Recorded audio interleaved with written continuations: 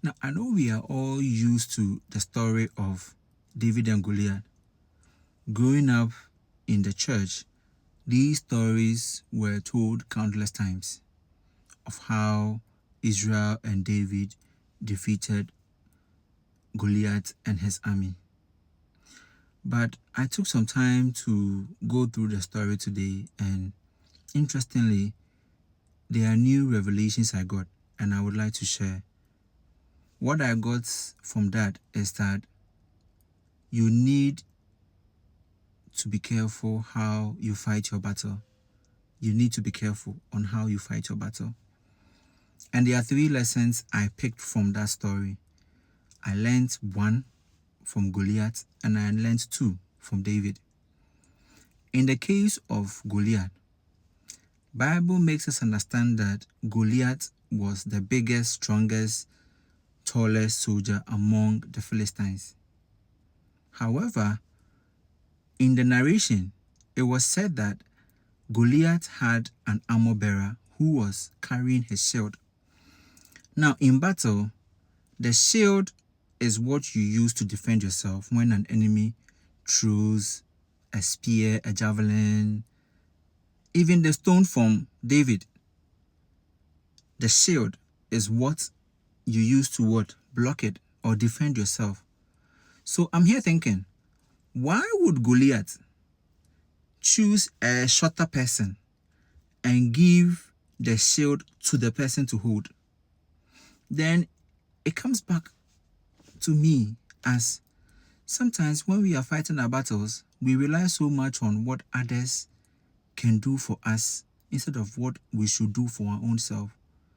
Goliath would still have been alive if he carried his own shield and could have blocked the stone from David, but he trusted it to someone who was shorter and less powerful than himself. And this is how some of us are feeling the battle of life. We have trusted others with their responsibility of protecting us. Probably their intention, their motive, their abilities can't even fight in that battle.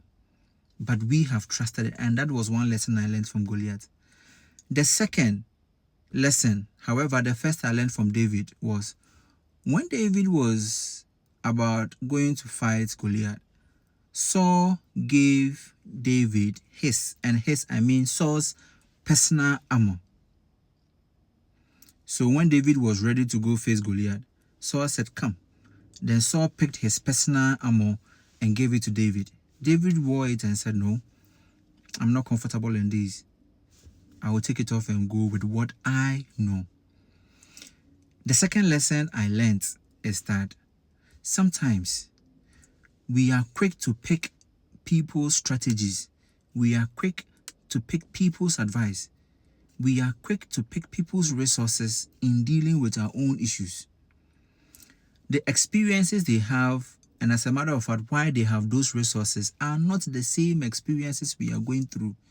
Even if the battle is the same, the enemy is not the same, or the battle environment is not the same. Because Saul was the king, he might have the best of armor to prevent anything. However, what David knew had got nothing to do with the armor that Saul wanted to give him. So the second lesson I learned from that was not to rely so much on other people's resources, other people's advice, other people's opinion about the battle that I'm facing. The third lesson is from David.